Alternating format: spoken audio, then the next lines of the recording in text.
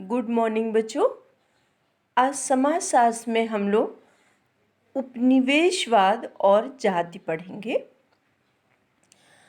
यानी हम ये पढ़ेंगे कि उपनिवेश काल का या उपनिवेशवाद का हमारी भारतीय जाति व्यवस्था में क्या प्रभाव पड़े। तो इसके लिए सबसे पहले हमें ये जानना आवश्यक है कि उपनिवेश काल किसे कहते हैं। तो हमने बताया भी है बच्चों आपको, उपनिवेश काल वो काल है जिस समय हमारा भारत ब्रिटिश शासन के अधीन था। यानी ब्रिटिश शासन जिस समय हमारे भारत पर राज्य कर रहा था उस काल को कहा जाता है उपनिवेश काल।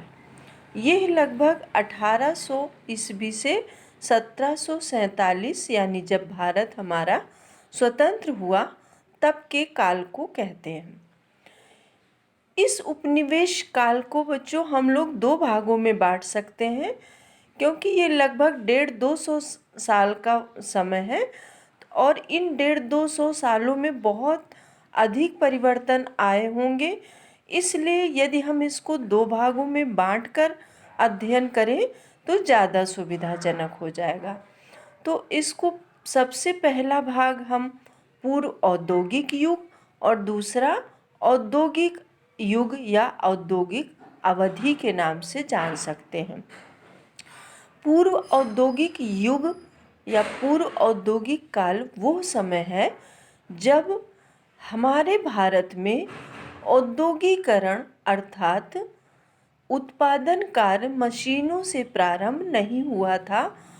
हाथ से या छोटे छोटे कुटीर उद्योगों के माध्यम से उत्पादन कार्य या कृषि के माध्यम से उत्पादन कार्य होते थे। जब ब्रिटिश शासन ने हमारे भारत पर शासन अपना स्थापित किया उस समय क्या क्या परिवर्तन आए। हमारे देश में भौतिक विकास हुआ, क्योंकि अंग्रेज अपने साथ साथ जीवन यापन की बहुत सी भौतिक विलासिता वाली वस्तुएं लाए थे।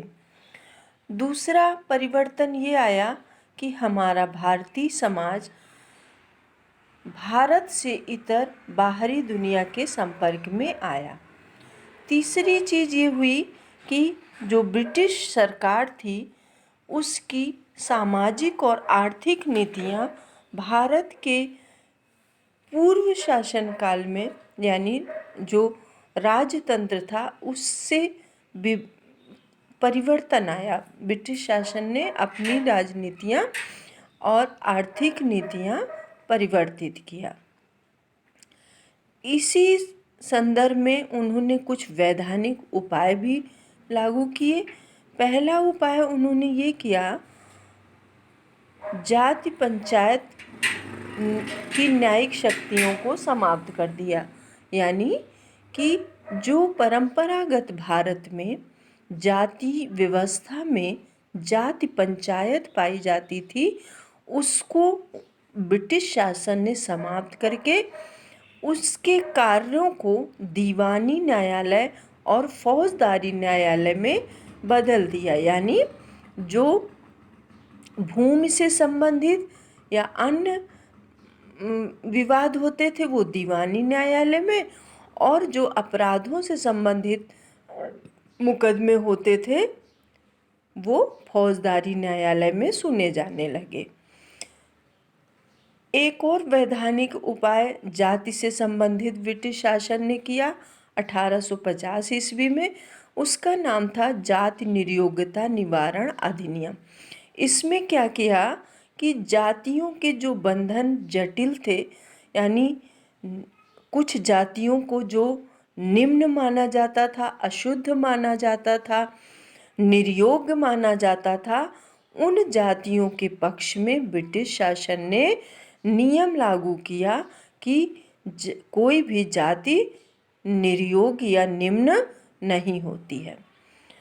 इसी के साथ साथ हमारे भारत में जाति व्यवस्था को समाप्त करने के लिए या जाति की जो बंधन थे या जाति व्यवस्था के जो शोषण थे उन्हें समाप्त करने के लिए बहुत से समाज सुधार आंदोलन हुए, जिनमें से प्रमुख हैं राजा राम मोहन द्वारा ब्रह्म समाज की स्थापना, ज्योतिबा फूले द्वारा सत्य शोधक समाज की स्थापना, दयानंद सरस्वती द्वारा आर्य समाज की स्थापना और दक्षिण भारत में चलने वाला समाज सुधार आंदोलन लिंगायत आंदोलन के नाम से जाना गया।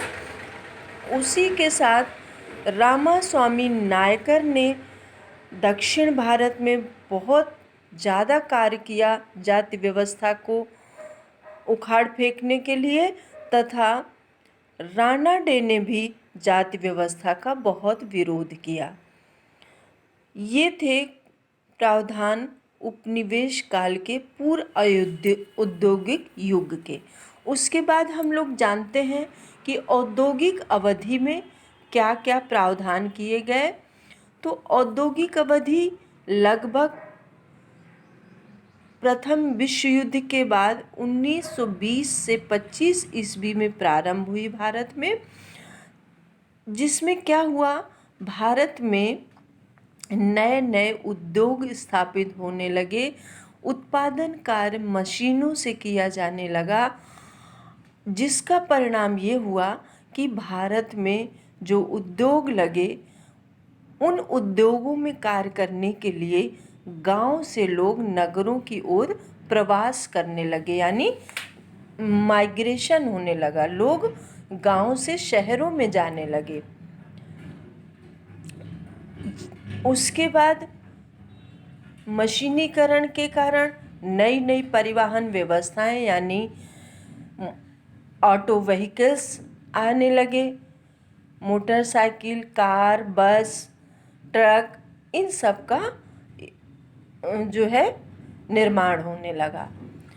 इसी के साथ साथ विज्ञान तकनीकी का विकास हुआ और हमारे भारत में संचार तंत्र का विकास हुआ, यानी जो संचार के माध्यम होते हैं जैसे टेलीविज़न, रेडियो, प्रेस मीडिया, ये सब का विकास तेज़ी से होने लगा।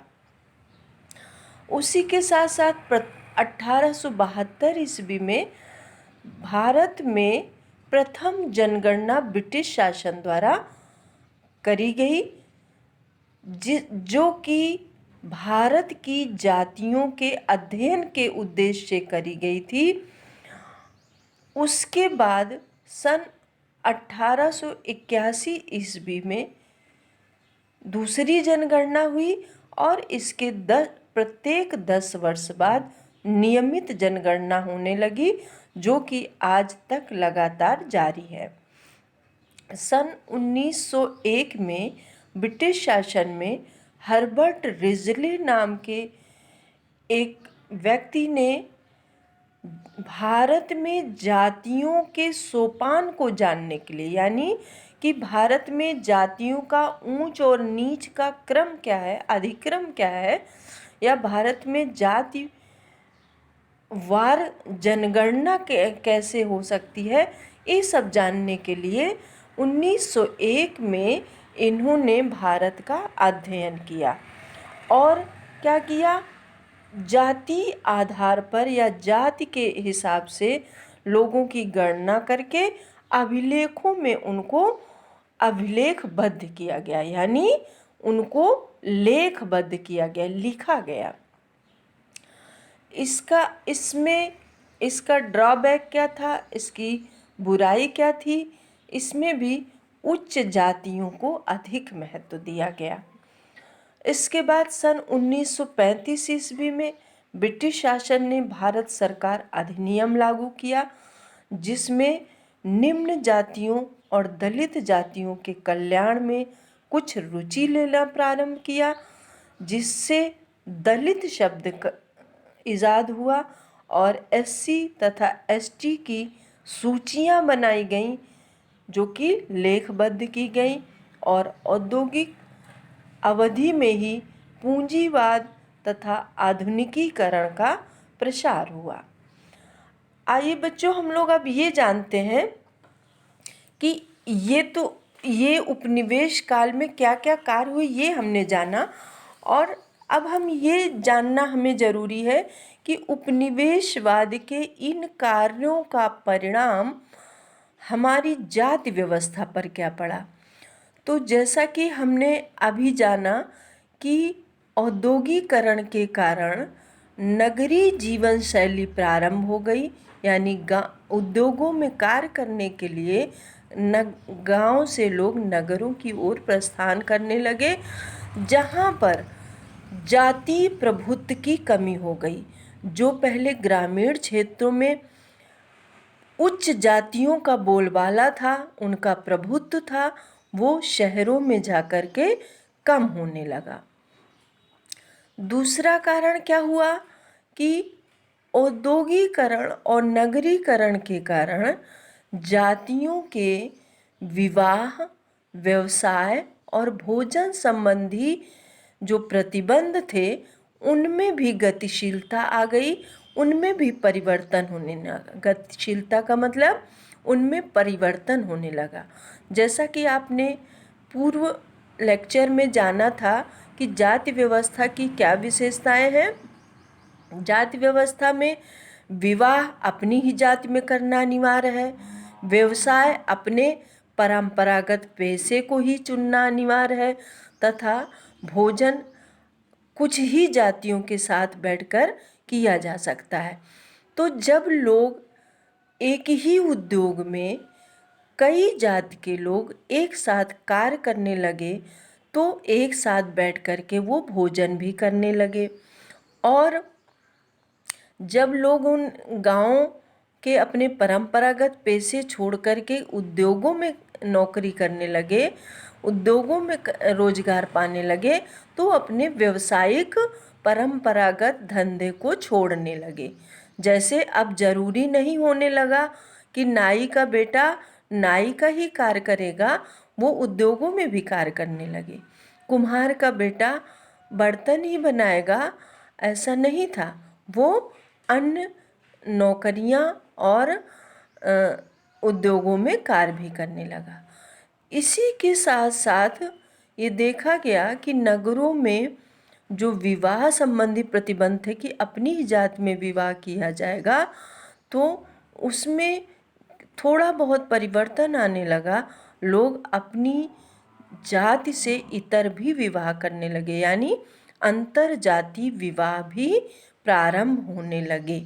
लेकिन ऐसा या अंतर जाति विवाह मोस्टली उच्च जातियों में ही होना प्रारंभ हुए। इसके बाद हमने पहले भी जाना कि जाति पंचायत का महत्व खत्म हो गया, जो कि जाति व्यवस्था की एक विशेषता थी। उसके बाद विभिन्न सामाजिक आंदोलन जो हुए थे, उनका परिणाम ये हुआ कि जाति व्यवस्था के जो जटिल नियम थे वो कमज़ोर पड़ने लगे या उनमें कुछ लचकशीलता आने लगी। इसके बाद जाति गणना और आधिकारिक रूप से जातियों की परिस्थिति का अभिलेख करने के प्रयास ने जाति संस्था का स्वरूप बदल दिया। यानी हमने बताया कि 1901 में हर्बर्ट रिजले ने जनगणना जाति आधार पर प्रारंभ किया था। तो उसमें क्या हुआ कि जब उससे लोगों की परिस्थिति यानी जो उनका स्तर जहाँ पर था उसमें परिवर्तन आने लगा। उसमें भी लोग चापलूसी करने लगे। उच्च वर्ग के लोग जो थे वो उन्होंने होड़ लगा दी अपना अभिलेखीकरण कराने के लिए, तो इसमें भी उच्च जाति के लोगों को ज़्यादा महत्व दिया गया। इसके बाद सबसे बड़ा परिवर्तन जो ब्रिटिश शासन या उपनिवेश काल में आया वो था भू राजस्व व्यवस्थाओं और उससे संबंधित कानूनों में बदलाव। जो ब्रिटिश शासन था उसमें क्या हुआ कि भू राजस्व यानी जमीन का कर वसूलने के लिए नई नई व्यवस्थाएं लागू की गई, जिसमें रैयतवाड़ी व्यवस्था, महालवाड़ी व्यवस्था आदि व्यवस्थाएं थीं। इन व्यवस्थाओं ने, और इसी के साथ साथ जमींदारी व्यवस्था, तो ब्रिटिश शासन में जो सबसे हावी हुई वो थी जमींदारी व्यवस्था। इसमें क्या किया गया, उच्च वर्ग के लोगों को भूमि का स्वामी बना दिया गया और उन्हें उस ज़मीन के कुछ अधिकार दे दिए गए। जैसे वो उससे कर वसूलने का उनका ही अधिकार हो गया, उस ज़मीन को वो बेच भी सकते थे, उस ज़मीन को वो दान भी दे सकते थे। इसका प्रभाव क्या हुआ कि हमारे जो किसान थे उनका शोषण होने लगा, और वो शोषण जमींदार लोग करने लगे, क्योंकि जमींदारों को 1/11% कर इस भूमि से वसूला गया मिलता था, बाकी 10/11% कर कंपनी को दिया जाता था। तो इससे क्या हुआ, जाति व्यवस्था में बहुत परिवर्तन आए, क्योंकि जमींदारी व्यवस्था लागू हो गई। इसमें निम्न जातियां शोषण का शिकार होने लगी। उसके बाद 1935 का जो अधिनियम बना था, इसमें यद्यपि दलितों और निम्न जातियों के कल्याण के लिए कार्य किए गए, फिर भी जो जितनी समानता लानी चाहिए थी वो नहीं लाई जा सकी। तो बच्चों, ये परिणाम थे उपनिवेश काल में जाति व्यवस्था में। आशा है आप सबको अच्छे से समझ में आ गया होगा। नेक्स्ट अगले दिन। Thank you.